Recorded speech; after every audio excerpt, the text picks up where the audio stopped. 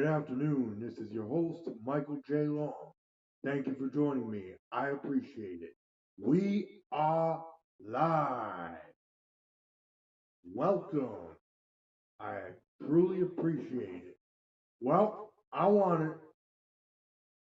to talk to you about the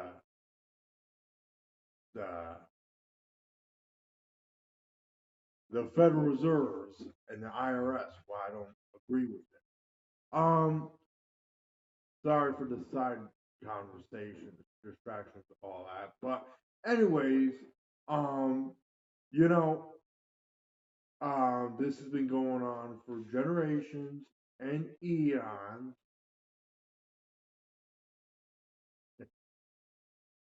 Um, so yeah, you have the government printing money out of thin air. It's currently going on now with the U.S. Federal Reserves, the IRS, the Internal Revenue Service. You think about it, every time you don't pay your taxes, right? They pretty much will take your private property and confiscate it and use it for their own benefits. Um, Aside from that, even if you pay all your taxes, right? You got a whole system set up.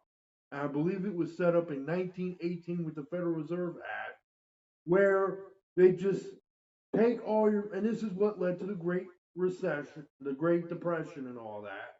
We've been in a couple of the recessions already because of it, uh, and that big housing bubble of 2008. Oh, now, part of it had to do with the banks that were required by the federal government, both under the Clinton, Bush, and Obama administrations, um, to pretty much give homes to people who couldn't afford them. What happened was they couldn't pay the mortgage or the bills on the homes that were technically owned by the banks, and that's part of it. But a great deal of it is also attributed to the Federal Reserve, who keep printing money out of thin air, and they just put it in the system, pour it in the economy.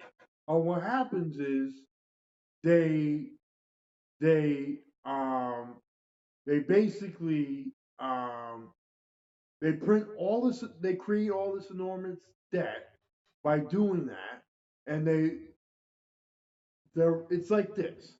It's like they're borrowing millions and millions of dollars from other countries, whether it be China, and it's not just China, it's China, Russia, other countries that we borrow enormous amount of money from, mainly China. Um, but we also print a lot of money just out of thin air from the Federal Reserves. And then they have to lower the interest rates on them or increase it or however they do it. But that's currency manipulation. And then what happens is that the money is then devalued. The currency is then devalued. And this is why the cost of living goes up. This is why everything goes up. Because you figure once your cost of living goes up, right? Then all of a sudden, it costs more to hire people, costs more. And then when they're required to pay the benefits of these employees in certain industries, it gets complicated, especially when you have government involved in printing money out of thin air, devaluing the currency, and then creating enormous amount of debt. I believe we're currently at 22 trillion. Well, I believe we're running a $22 trillion deficit, and that's a huge part of that has to do with the Federal Reserves and the IRS, um, and it's a Ponzi scam. There's no doubt about it. There's a lot of currency manipulation going on just with the just by the federal government. The federal government. Because if you think about it, the president, regardless of who it is who gets elected, appoints the IRS or the Federal Reserve chair. So the Federal Reserve is by no means a private organization. It is definitely run by whoever is appointed by whichever president. So the fact that you have a president or that any president can do this, can appoint someone to run the Federal Reserves to manipulate the economy when the economy should be determined by the free market and individuals who choose to do business with them. So, and it's not just that either. It's the fact that you also have, all these wars going on.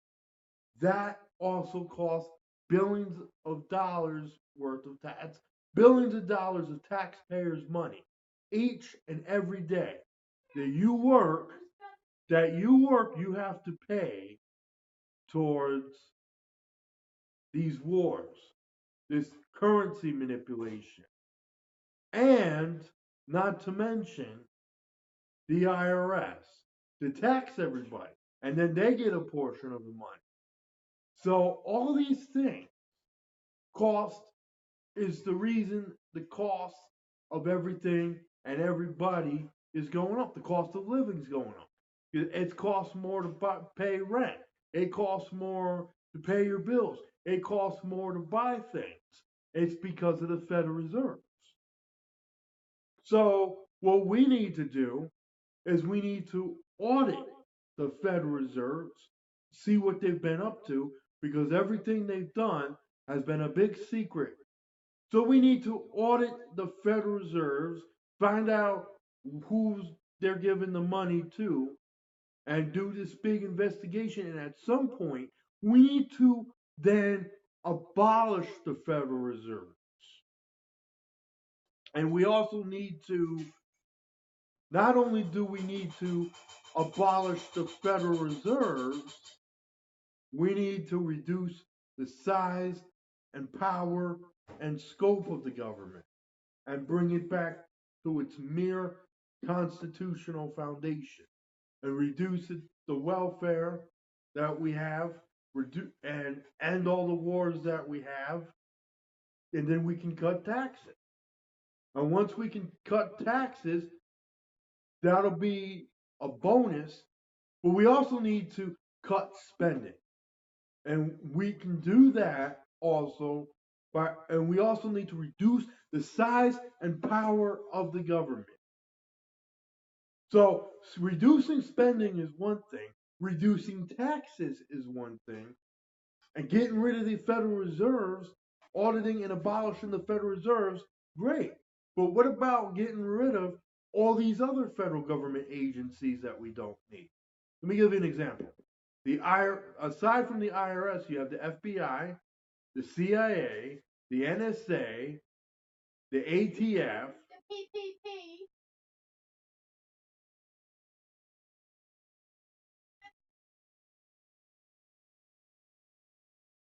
All right.